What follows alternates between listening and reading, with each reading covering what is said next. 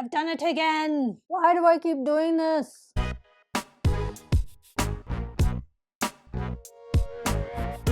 Hello, this is Sarah SoiledPlant and welcome back to my channel. This year I've made it a goal of mine to spend less on plants than I did in 2020. Part of that is so that I can afford to eventually buy a house. I am working on it. I'm trying to find a house right now. I have to spend as little money as possible so that I can afford, my down payment on the house and all of those, expenses that come with purchasing a new home for yourself. My budget is smaller, but I still managed to get some amazing plants, one of which is a wish list plant that I've had on my list and has been eyeballing for a while. So let's get to it. So let's start with this one. This is another Calathea. I love my Calathea, and I've had one of these before. This is a Calathea Makayana or Makoyana. I always called it a Makayana, but pronunciations are funny like that. I have had one of these before. I had a big move last year, so this is one of those plants that didn't make it. I had to move across state lines during the winter, but while I had the plant, I truly loved it, and I love the colors of it. You'll have to forgive her. She's actually in nighttime mode right now. If you're unaware, Calathea, their leaves will go up and down depending on what time of day it is. It'll go down in the daytime and up at night. So it's actually in its sleeping mode where you can see the beautiful undersides of the leaves. They have like a purpley maroonish color, which is almost the exact same as the front side of the leaf, except the front side of the leaf is green and the back side is purple. So the pattern is pretty much exactly the same. Whereas most Calatheas on the back side, they'll just be solid one color, but this one is a little unique like that.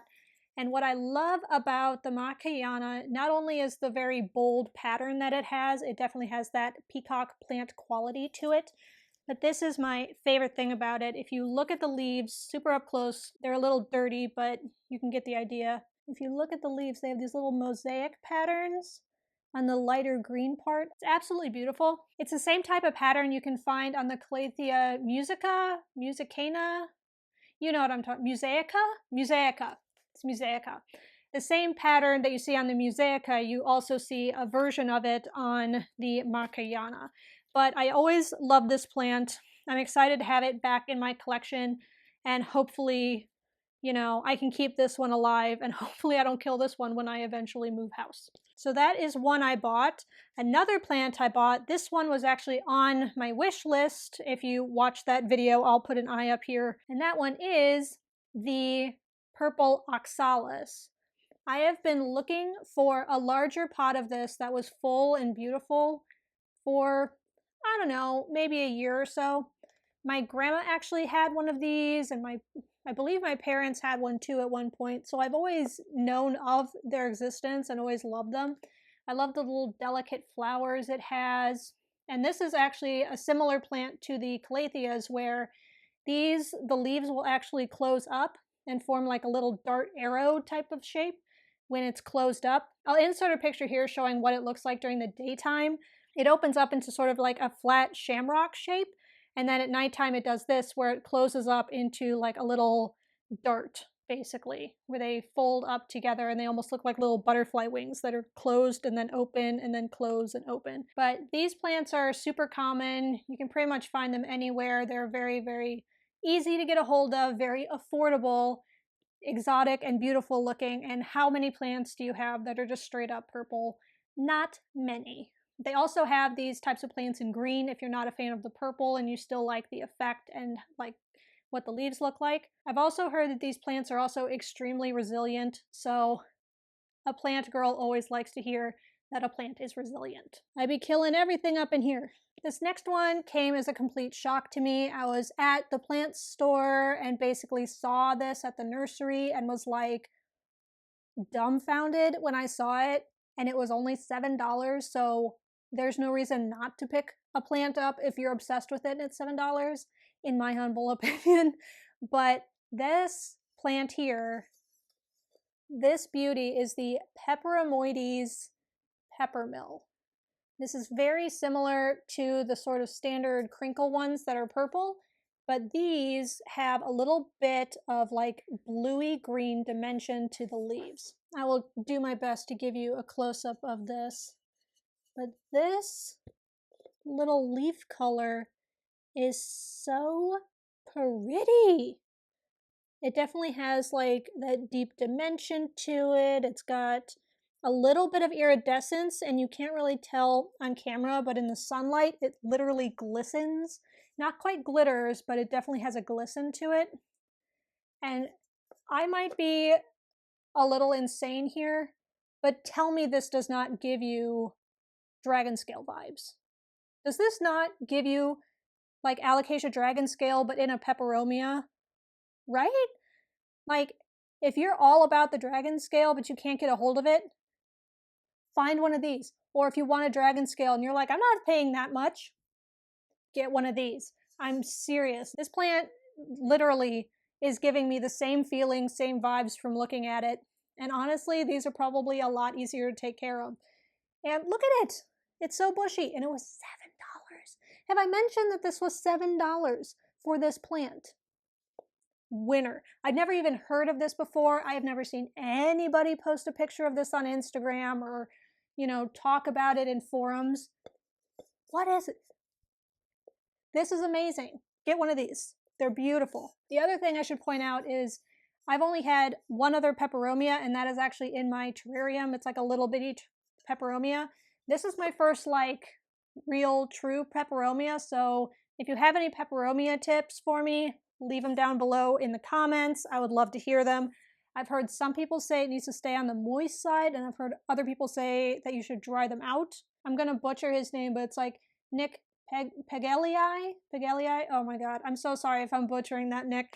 But I know he said keep them on the dry side, so I'm going to follow what he says unless I hear otherwise. But yeah, peperomia, absolutely 10 out of 10. Love it. This last plant that I'm going to show you was the one little splurge that I had. It was more than $20, but it was still fairly reasonable as far as, expensive plants go. And that is the Hoya Kentiana Varagata. Check her out. This kind of gives me Hoya Crimson Princess vibes, but I really dig the long skinny leaves that this has. It's totally awesome. I could see that when this gets bigger and it starts like trailing or vining or what have you, it's gonna look really friggin' badass. Like, I think the pink in the leaves is beautiful. This one is a little more easy to get a hold of than a lot of the like fun Hoya varieties, but honestly, I kind of dig the standard Hoyas more than kind of the fancy ones, if I'm being honest with myself. But, I'm trying to dabble in the Hoya pool. I'm trying to get the bug, and this one I really do like. And it's a little on the small side, so here's hoping I don't kill it. Yay!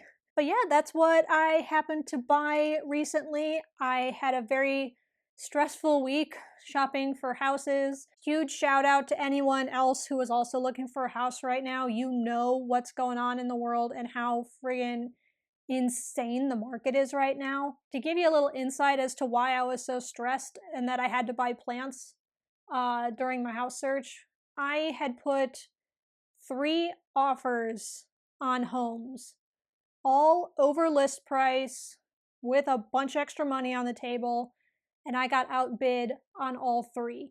And it's just like, it's so demoralizing, but at the same time, if I'm meant to have those houses, I will get those houses. If I'm not meant to get them, I won't get them.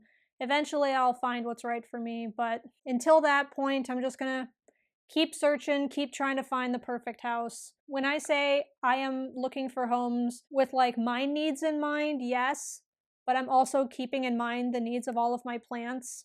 Absolutely. I want lots of windows. I'm trying to get a Florida room. Oh my gosh, I would love to have a room like that.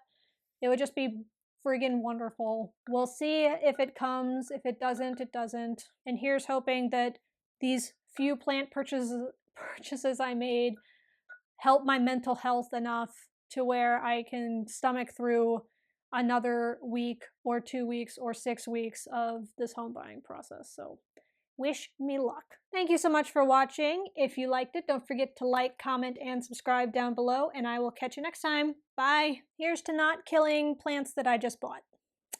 Right.